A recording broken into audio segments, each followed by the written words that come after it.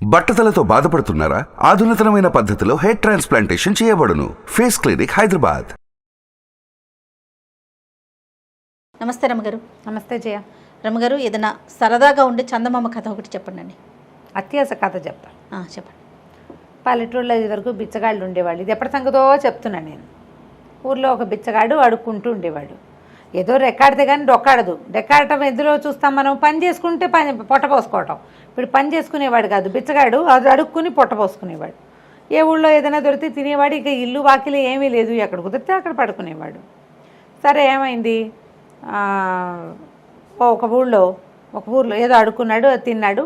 తిరిగి వస్తూ ఉంటే ఆ పూట పెద్దగా ఏమీ దొరకలేదు ఆహారం. సాయంత్రానికి ఏమీ లేదు. దాని నుంచి ఇంకో ఊరు వెళ్ళాలి.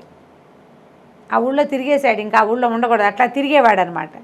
ఆ రెండో ఊరికి అడవి వైపుకి ప్రయాణం చేస్తుంటే ఒక ముసలాయన కనిపించాడు. ఎక్కడికి ఏమిటని మాట్లాడుకున్నారు.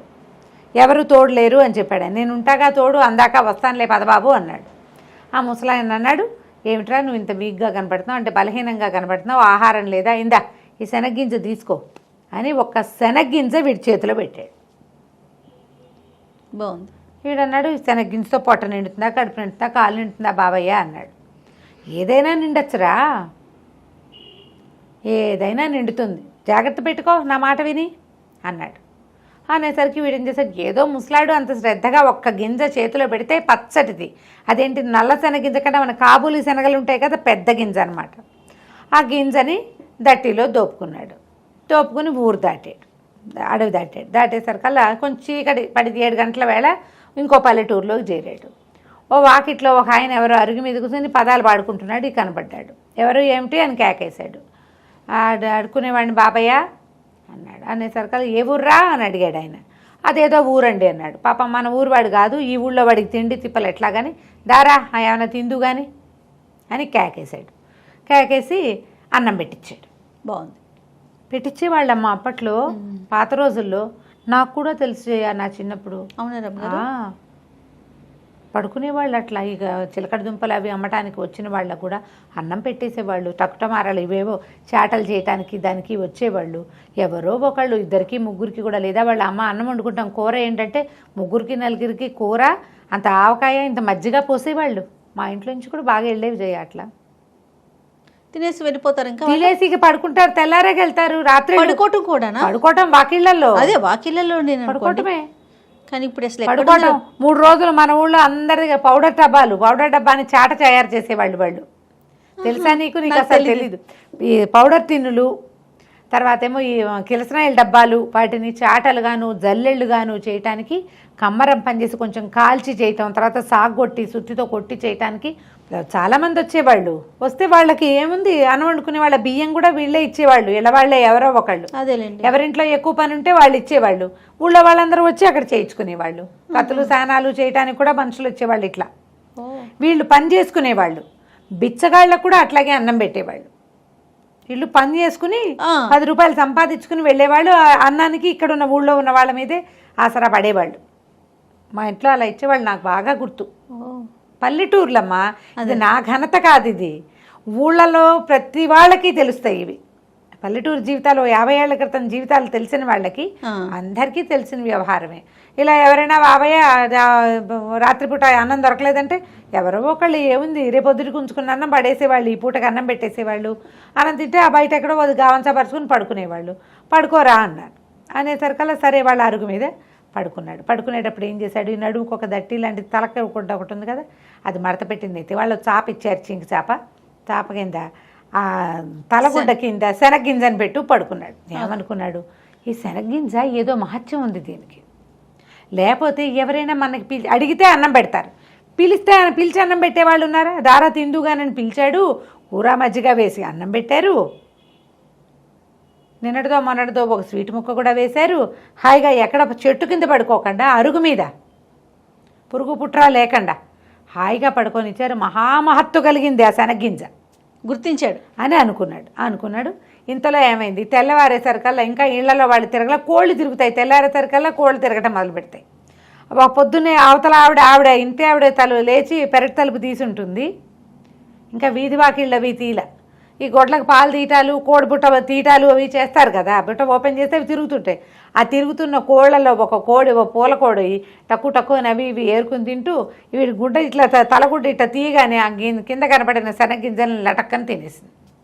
ఓహో, లబో దిబోమన్నాడు, మీ కోడి దొంగ మహంది నా గింజ తినేసింది, అది మహత్తు కలిగిన గింజ, ఆయన ఎవరో మహానుభావుడు ఇచ్చాడు అని కేకలు పెట్టి గోల్ చేశాడు. ఇంటి ఆయన అన్నాడు, ఏం చేతుండ్రా, పోనీ ఒక శనగలిస్తాను తీసుపో అంటే, కాదండి నాకు ఆ మహిమ గల శనగ్గింజే కావాలి, ఆ గింజ వల్లే నాకు రాత్రి అన్నం పుట్టింది, నేనేదో ఒక సంచిలో పడేసిన అన్నం తినేవాడిని, ఆకేసుకుని అన్నం తిన్నా రాత్రి దానివల్లే, కాబట్టి నాకు కుదరదన్నాడు. అనేసరికి ఆయన విసుగుబుట్టి, ఏ కోడిరా నీ శనగింజ తినది అని అడిగి, ఆ తెల్లపోలు కూడా దాన్ని తీసిపోన్నాడు. వాళ్ళ ఇంట్లో బోళ్ళు కోళ్ళు ఉన్నాయి. ఈయన కోడిని వెంబడి పెట్టుకుని వెళ్ళాడు. కోడిని వెంబడి పెట్టుకున్నాడు. ఆ పూట వాళ్ళు వెళ్ళేటప్పుడు కాస్త సద్దన్నం ఏదో పెట్టారు, అది తినేశాడు. మరి అన్నం కూడా లభించింది. కోడి ఒకటి లభించింది ఎక్స్ట్రా, గింజ వల్ల కోడి వచ్చింది, బాగుంది. కోడిని మోసుకుంటూ పోయాడు, సంకలో పెట్టుకున్నాడు. దానికి కొంచెం మనం అలవాటు అవ్వాలి కదా, మధ్యలో ఎక్కడో పడుకున్నప్పుడు దాని కాలుకో తాడు కట్టి ఓ సన్నది గావంచాని పేని సన్నగా వచ్చే ముఖ చించి పేని తాడు కట్టి తన దగ్గరే ఉంచుకున్నాడు. సాయంత్రానికి ఇంకో ఊరు చేరాడు. ఈ ఊళ్ళో చాలా పెద్ద కమత ఉన్న ఒకళ్ళ వాకిట్లో కూర్చున్నాడు. కూర్చుంటే వాళ్ళు అన్నం పెడతామన్నారు. సరే, అక్కడ వాళ్ళవే బోల్డ్ కోళ్ళు తిరుగుతున్నాయి. తన కోడిని కూడా కట్టేసి తన దగ్గర పెట్టుకున్నాడు. వాళ్ళు ముద్ద అన్నం పెట్టారు. వాళ్ళ వాకిట్లో పడుకున్నాడు. పడుకుంటే తెల్లారేసరికల్లా ఏమైంది, తెల్లవారేసరికల్లా వాళ్ళ కోళ్ళ గంప తీశారు. ఊళ్ళల్లో ఇలాగే కదా జరుగుతాయి. ఆ కోళ్ళన్నీ తిరుగుతుంటే వీడి కోడి వీడు కూడా ఏం చేశాడు, కాస్త మాగనగానే ఇద్దరు కళ్ళు తెరిచి కోడి తాడు కూడా తీసేసాడు. అది పోయి అక్కడ ఉన్న కోళ్ళతో తగాదా పెట్టుకుంది. కోళ్ళు ఎక్కరిసి పొట్టాడుకుంటాయి. ఇది అటు పొట్టాడుకుని ఇటు పొట్టాడుకుని అక్కడ వాళ్ళకి బోల్డంత కమత, బోల్డన్ని ఆవులు గేదెలు గొడ్లు ఉన్నాయి. ఇది పోయి అక్కడ పరిగెడుతూ వాటి కోళ్ళతోటి పరిగెడుతూ ఒక ఆవేయ ఒకటి నుంచుంటే ఆవు పేయ అంటే ఆవు దూడ దాని కాళ్ళ సందులోకి వెళ్ళి అదేమో కంగారు పడి తొక్కేసింది. కోడి కాస్తే చచ్చిరుకుంది. అయ్యో రామ. చచ్చిపోయేసరికల్లా మరి ఏం చేయాలి, బయటకు వచ్చాడు. చూసుకున్నాడు, అమ్మో నా కోడి చచ్చిపోయిందో అని గోల పెట్టాడు. ఇది మహత్తు కలిగిన కోడి, దీనివల్లే నాకు అన్నం పుట్టింది అన్నాడు. వాళ్ళు ఇంకో 4 కోళ్ళు ఇస్తాను తీసుకోరా అన్నారు. చివరికి ఆ ఇంటి ఆయనకి విసుగుపుట్టి, కోడి సరేలే ఇది మేము కూర వండుకుంటాం కానీ ఇప్పుడు అది ఏ 50 అయితే కోడిని తన్నేసిందో తొక్కేసిందో దాన్ని తను తీసుకుపోరా అని. కోడి కాస్త దూడపిల్ల అయింది. దూడపిల్ల అనకూడదు, దూడ అంటేనే పిల్ల. ఓహో, పిల్ల అంటే పిల్ల, 2 పేదాలు ఉండకూడదు, ఆవు దూడ. ఈ దూడ మెళ్ళలో పలుపు తాడు ఒకటి కట్టారు, వీటి చేతిలో పెట్టారు. అది పాలు వదిలేసింది, ఆ మాత్రం ఉంది. పాలు తాగే దూడ కాదు, కొంచెం పెరిగింది.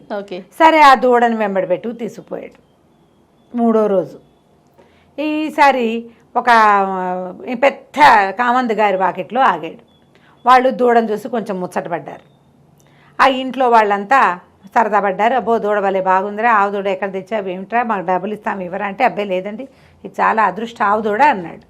సరే, వాళ్ళు కూడా ఆ దూడకు 2 గడ్డి పరకలేసి వాళ్ళు వీడికి అన్నం పెట్టారు. రాత్రి పొట్ట నిండిపోతుంది, ఎక్స్ట్రా వస్తున్నాయి. సరే, ఏమైంది, తెల్లారాక వీడికి వాళ్ళు సర్దిపోస్తామన్నారు. దూడ అటు ఇటు తిరుగుతుందని బెళ్ళకు కట్టిన తాడు పలుపు తాడు వదిలేశాడు. అది అటు ఇటు తిరుగుతూ వెళ్ళి గుర్రాలు ఘాట్లో గడ్డి మేస్తుంటే పోయి ఆ గడ్డి పరకలకి ఆశపడి ఆ గుర్రాల వైపుకు పోయింది. పోయేసరికల్లా ఏమైంది, ఒక గుర్రం రణపెంకెది, మామూలు పెంకితనం కాదు దానికి. ఆ పెంకెగా గుర్రం కాస్త అటు ఇటు తిరుగుతున్నటువంటి 50ని వెనకాళ్ళతో ఒక్క తన్నింది. ఈ దూడ ఎగిరి అవతల పడి కళ్ళు వాల్చేసింది. రామా, వీడు లబో దిబోమన్నాడు బిచ్చగాడు, పడేస్తున్నాడు. బంగారం అంటే 50 ఇటు అయిపోయింది, మేమేం చేతును అంటే, వాడు ఇంకో 50 ఇస్తాను రా, పోనీ ఇక్కడే ఉండు, నువ్వు పని చేసుకుందు కానీ అంటే, పనికి నేను చేయనండి, నాకు వచ్చిన ఇవన్నీను హాయిగా అన్నం వస్తుంది అనేసరికాలు వాళ్ళకి విసుగుబుట్టి, ఈ మకురు గుర్రం ఇది ఎలాగో మాట వెందో చావదు, గుర్రాన్ని తీసుకుంటావురా అన్నారు. ఇంతుండే ఆవుదూడు ఎక్కడ, అంత ఎత్తుండే గుర్రం ఎక్కడ, గుర్రాన్ని ఎక్కడైనా అమ్ముకుంటే డబ్బులు వస్తాయి. సరే, ఇది బాగానే ఉందని మరి గుర్రాన్ని తీసుకెళ్తానండి అన్నాడు. గుర్రాన్ని తీసుకుని నడిపించుకుని తీసుకెళ్తా మొదలుపెట్టాడు. ప్రతి వాళ్ళకి వీడి గుర్రం నచ్చుతుంది. ఎంత బాగుందో. సరే ఈసారి ఏమైంది, ఒక సత్రానికి వెళ్ళాడు. అయితే వాళ్ళు ఏం చేశారు, వీడికి ₹1 కూడా ఇచ్చారు. గుర్రం ఇచ్చి రూపాయి ఇచ్చారా? ₹1 ఇచ్చారు ఊరికే. ఆ పూట అయితే ఆ రోజు ముందు రోజు అక్కడక్కడ అడుక్కున్న డబ్బులు కూడా ఉన్నాయి, వాడి దగ్గర డబ్బులు ఉన్నాయి కాస్త. ఓ సత్రం దగ్గర ఆగాడు. మరి ఇప్పుడు గుర్రానికి మాలిషు దాణా గీణా కావాలి. ఎవరి వాకిట్లోనే ఆగితే దానికి తిండి వాళ్ళేం పెడతారు? సత్రంలో అయితే తనకు అన్నం పెట్టి తన దగ్గర డబ్బులు ఉన్నాయి కదా, దానికి ఏదో దాణా పెడతారు అనుకున్నాడు. సరే ఏమైంది, ఈ గుర్రాన్ని ఓ పక్కన కట్టేశాడు, లోపలికి వెళ్ళాడు. సత్రం వాళ్ళు చూస్తే ఏమైంది, ఆ సత్రం యజమానికి ఒక పిల్ల ఉంది. వీడికి ఏమొచ్చింది బుద్ధి, ఇప్పటిదాకా వాటంతటా అవి జరిగినాయి. ఏదో ఒకటి చేసి ఈ సత్రం యజమాని మాయ చేస్తే వీళ్ళకు ఒక పిల్ల ఉంది, పిల్ల నుంచి పెళ్లి చేసి తన సత్రంలో ఉంచుకుంటారనుకున్నాడు. ఇప్పటిదాకా కాకతాళీయంగా జరిగినాయి. వీడికి ఆశ పుట్టేసింది. ఇప్పుడు ఆశ పుట్టి ఎలాగైనా ఈ గుర్రాన్ని ఏదో ఒకటి చేసైనా మీ వల్లే అయ్యిందని అనాలనిపించేసింది.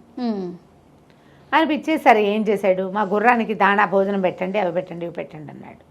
ఇతనికి ఒక కూతురు ఉంది కదా, ఈ పిల్ల కొంచెం యాక్టివ్ పిల్ల.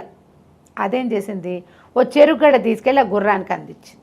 ఇది ఒక గట్టు మీద నిలబడి ఆ చెరుగడ అందించేసరికల్లా అదేదో ఇట్లా పొరపాటున దాని గొంతులో గుచ్చుకున్నట్టు అయింది.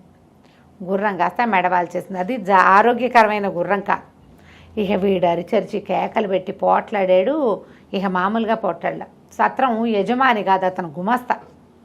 ఆ సత్రం నడుపుతాడు, జీతం రాళ్ళకే పనిచేస్తాడు. ఏం చేస్తారు వాళ్ళు, గుర్రం ఇంకోటి కావాలంటే ఎక్కడి నుంచి ఇస్తారు, నాకు ఇంకో గుర్రం కావాలన్నాడు. గుర్రం మేము ఇవ్వలేం బాబు, ఏదైనా ఇంకోటి చెప్పండి, ఏదైనా ఇంకోటి చెప్పండి అంటే, అయితే ఓ పని చేయి, నీ పిల్ల ఉంది కదా, నీ పిల్లవలే గుర్రం చచ్చింది కాబట్టి పిల్లనిచ్చి పెళ్లి చేయి మాకు అనేసరికల్ వాళ్ళు అన్నారు, అట్ట ఎట్ట కుదురుతండి, మీకు వాళ్ళు ఎవరో గుర్రాన్ని తాడొచ్చి ఊడ తెచ్చి మీ చేతిలో పెడితే అది మీ వెనకాల నడిచి వచ్చింది, పిల్ల కదా, పిల్లని అడుగుతాం, మా పిల్ల ఒప్పుకుంటుందో ఒప్పుకోదు. సత్రం గుమస్తా అయితే ఒప్పుకోవాలి, పిల్లని అడగాల్సిందేనన్నాడు.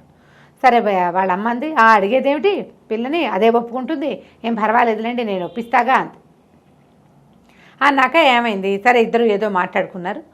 మర్నాడు పొద్దున చెప్పింది, అల్లుడు గారు మీ అంత మహానుభావులు ఇంకెవరూ లేరు, మీ గుర్రాన్ని బదులు మా పిల్లని ఒప్పుకున్నారు, మా పిల్ల మాత్రం రాకాశం ఉండ కానీ అది ఒప్పుకోవటం లేదు, ఓ పని చేద్దాం, దాన్ని ఏం చేస్తానంటే సంచిలో వేసి మూట కట్టేస్తా, పిల్లని మోసుకెళ్ళిపోండి మీరు ఎక్కడో చోటికి, ఎక్కడికైనా తీసుకెళ్తే ఇంకా చచ్చినట్టు మీతో పాటే ఉంటుంది, అది రాకాసి పిల్ల విందు మాట. ఇప్పుడు ఇక్కడైతే విందు, మీ దగ్గరికి వచ్చేసాక వెనకేం చేస్తుంది, మరి బస్తా ఒక గోను సంచి వేసి మూట కట్టేస్తానండి, మూట మోసుకెళ్ళండి. బాగానే ఉంది, మూట మోసుకెళ్తే పిల్లని ఇస్తామంటే ఏమిటి, రేపొద్దున వాళ్ళ పిల్లని వాళ్ళు చూడరు, ముందు పెళ్ళి అయిపోవాలి. సరే పెళ్ళి అయిపోతే చాలు అనుకున్నాడు. వాళ్ళు ఏం చేశారు, ఆ పిల్లని ఒక మూటలో కుక్కి దాన్ని మూతి కట్టేసి, పెళ్లి చేశాక పెళ్లి చేయలేనే మరి పెళ్లి చేయడానికి, పెళ్లికి అది నేను కూర్చొని అంటోంది, డైరెక్ట్గా మూటే కట్టేశారు. కట్టేసి అప్పచెప్పారు. ఆ మూటను మోసుకురాలేక చచ్చాడు వీడు. ఆ లోపల ఉన్న వాళ్ళు ఎగిరి గంతలేస్తుంటే ఎట్ట తీసుకొస్తాడు, అదే కదా, ఎటా గొటా తీసుకొచ్చి ఒక అడవిలోకి చేరాడు. ఆ పిల్లని మూత సంచి ఊడదీసి నేనే నీ పతిని అందామనుకున్నాడు. మూట ఊడదీసేసరికల్లా ఆ మూటలోంచి పెద్ద కుక్కోటి బయటకు వచ్చింది.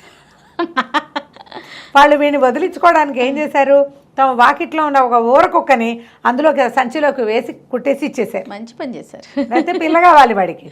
అది కాస్త ఆ పొద్దున్న నుంచి వీడితో మోయబడి ఉందేమో, తిక్క పుట్టిపోయింది సంచిలో. అది ఒక్క అమాంతం వీడి మీదకి లంఘించి ముక్కు కొరికేసింది. ఇంకేం చేస్తాడు, పారిపోయింది బండి, ముక్కు కొరికేసి, ముక్కు నెత్తురు గారుకుంటూ ఉంది. ఇక అన్నం ఎక్కడిది సున్నం ఎక్కడిది అడవిలో. ఆ బూడు సగం చిరిగిపోయిన ముక్కుకి ఎట్టగొట్ట పట్టీలు కట్టుకుని మళ్ళీ ముష్టడి కోట మొదలుపెట్టాడు. అడ్జస్ట్ కాదు, ఆశపడకుండా ఒక చోట ఆగుంటే అంత అయ్యేది కాదు. ఈ గుర్రాన్ని పిల్లకి మారు చేద్దాం అనుకున్నాడు, అక్కడ చెడిందనమాట. అన్ని చోట్ల అందరూ అవకాశం ఇచ్చారు, ఉండరా నాయనా ఇక్కడ బతుకు అంటే ఒప్పుకోలేదు. అలాగే అత్యాశ పడతారు ప్రజలు. అవునండి, ఆగరు, ఒక చోట ఆగరు, ఇంకా ఏదో వస్తుంది అనుకుంటారు, ఇంకా ఏదో వస్తుంది అనుకుంటే ఇగో ఇలా అసలుకే మోసం, ముక్కు ఊడిపోతుంది అనమాట. అది కంచికి మనం ఇంటికి. భలే సరదాగా ఉంది రమ్మగారు. నమస్తే అండి. నమస్తే.